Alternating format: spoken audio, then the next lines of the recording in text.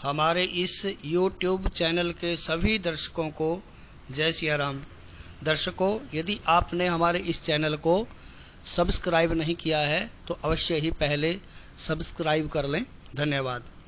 आज मैं आपको अक्षय तृतीया का क्या महत्व है, इसे क्यों मनाया जाता है, इन सब चीज़ों के बारे में बताऊंगा। तो आइए जानते हैं अक्षय तृतीया के बारे में। भारतवर्ष संस्कृति प्रधान देश है। हिंदू संस्कृति में व्रत और त्योहारों का विशेष महत्व है। व्रत और त्योहार नई प्रेरणा एवं स्फूर्ति का संवहन करते हैं। इससे मानवीय मूल्यों की वृद्धि बनी रहती है और संस्कृति का निरंतर परिपोषण तथा संरक्षण होता रहता है।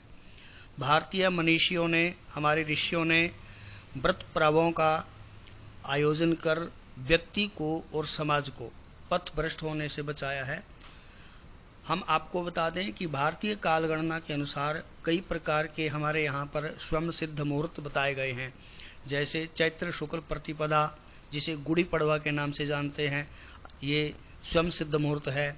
आखा तीज, अक्षय तृतीया, यह भी स्वयं सिद्ध मुहूर्त है। दशहरा है।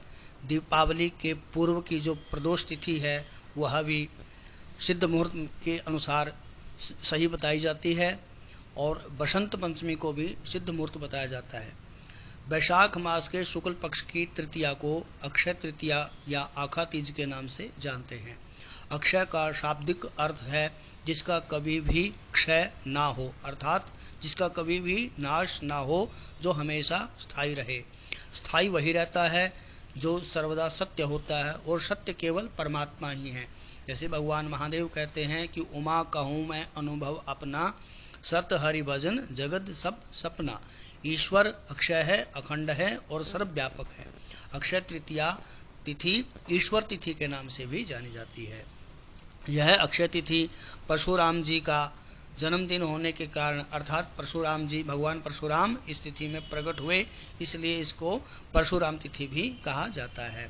परशुराम जी की गणना 7 जो चिरंजीवी हैं उनमें की जाती है।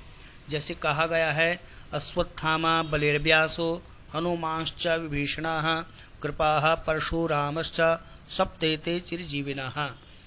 अतः ये तिथि चिरंजीवी तिथि भी कहलाती है। चारों युगों में जो त्रेता युग है, त्रेता युग का जो प्रारंभ है वो भी इसी तिथि से हुआ, इसीलिए इस तिथि को युग की आरंभ तिथि अर्थात युगादि तिथि भी कहते हैं। हमारे जो 4 धाम हैं उनमें एक धाम है श्री बद्रीनारायण। बद्रीनारायण भगवान के दर्शन के लिए भी आज के दिन ही कपाट खुलते हैं। वहां पर दर्शनार्थियों की बहुत भीड़ होती है। वृंदावन में भी इस अक्षय तिथि पर भगवान के दर्शन करने के लिए, भगवान के चरणों के दर्शन करने के लिए बहुत से श्रद्धालु वृंदावन में जाते हैं। वहां पर भी अपार भीड़ होती है।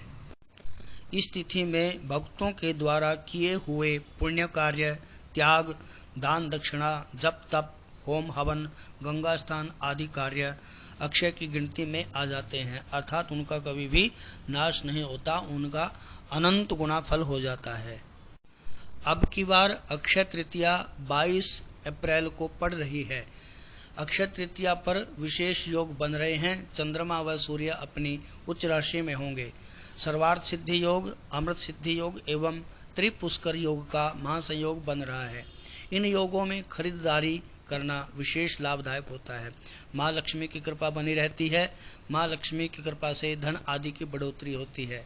जो श्रद्धालु, जो व्यक्ति इस अक्षय तृतीया में सोना, चांदी, गहने, जमीन, जायदाद, मकान आदि खरीदते हैं तो उससे भी उनको विशेष लाभ होता है और उसमें बढ़ोतरी दिन प्रतिदिन होती रहती है।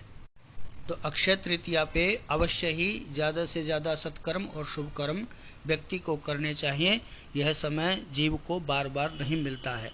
जय सिया राम। आपको यह हमारा वीडियो अच्छा लगा हो तो आप अवश्य ही